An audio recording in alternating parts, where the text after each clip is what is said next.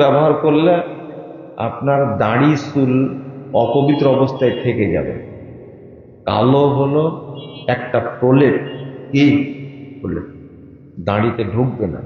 যেমন মহিলারা কি বলবে, নেল পালিশ দেয় না, এখানে হাত ধুতে গেলে যদি পানি ওই ইয়ার কারণে, প্রলেপের কারণে পানি যদি না যায় ভিতরে, ওযু হবে?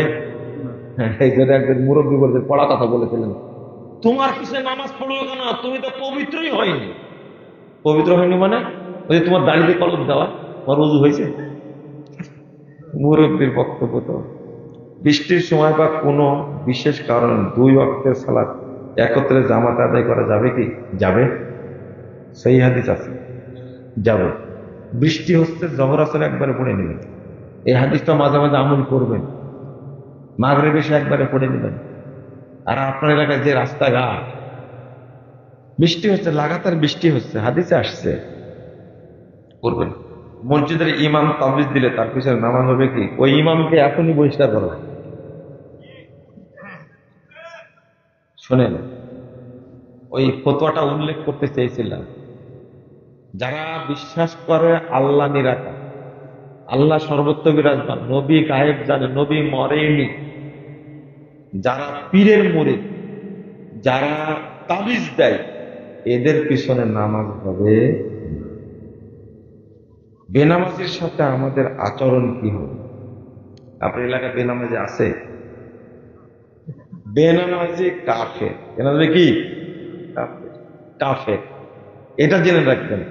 বেনামাজি মারা গেলে তাকে গোসল দিবেন না, তাকে কাফন পরাবেন না, তার জন্য গোরস্থানে কবর খুঁড়বেন না। জানাজা অনেক পরে, গোসলের আগে জানাজা দেওয়া যাবে? হ্যাঁ, কাফন পরানোর আগে জানাজা দেওয়া যাবে? তো গোসলই দেওয়া যাবে না, তাকে কাফন পরানো যাবে না।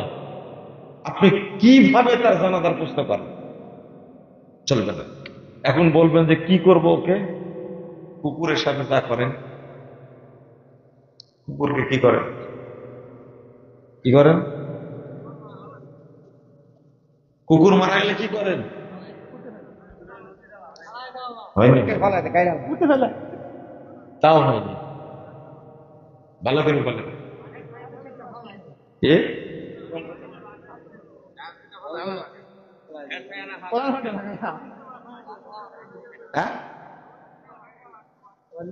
কি বলছে ছেলেটা? উত্তর হয়নি, উত্তর হয়নি।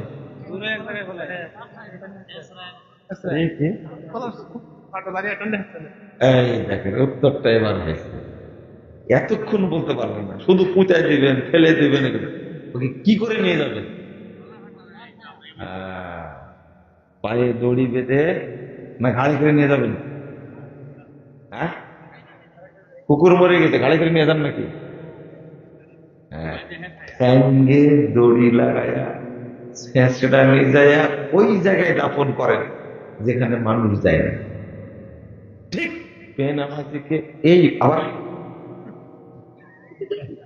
আমি তো নিজেই বলছি, আপনি টেনশন করছেন কেন?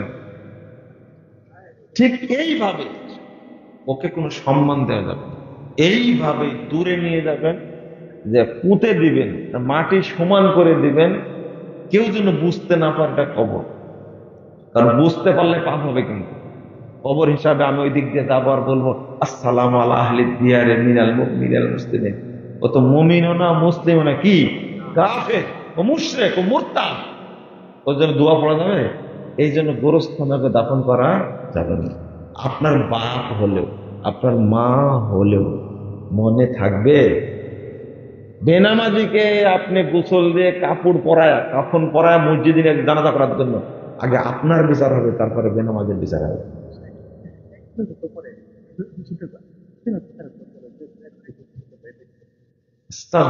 কি করে?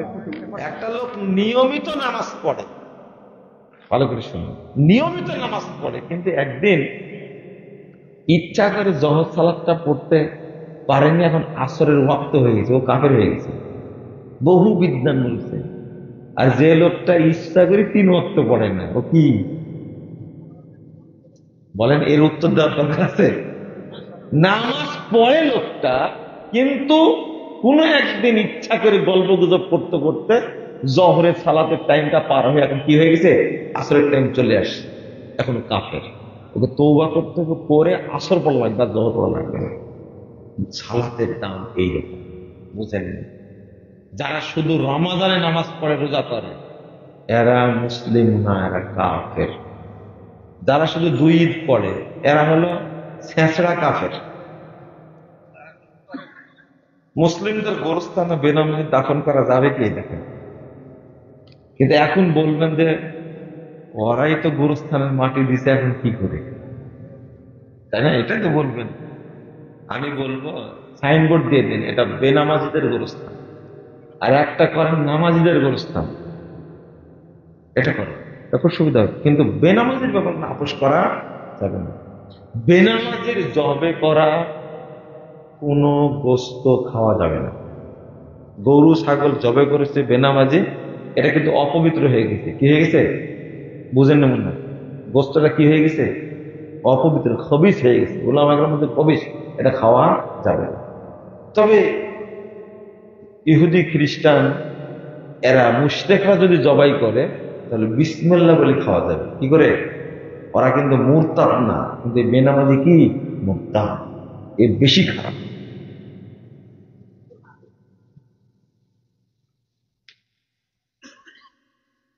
কি দেখছেন?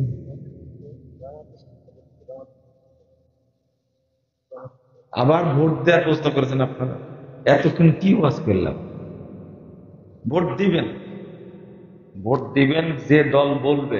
এদিকে তাকান, এদিকে তাকান। আপনার সাথে আমার কোনো চুক্তি হচ্ছে আজকে।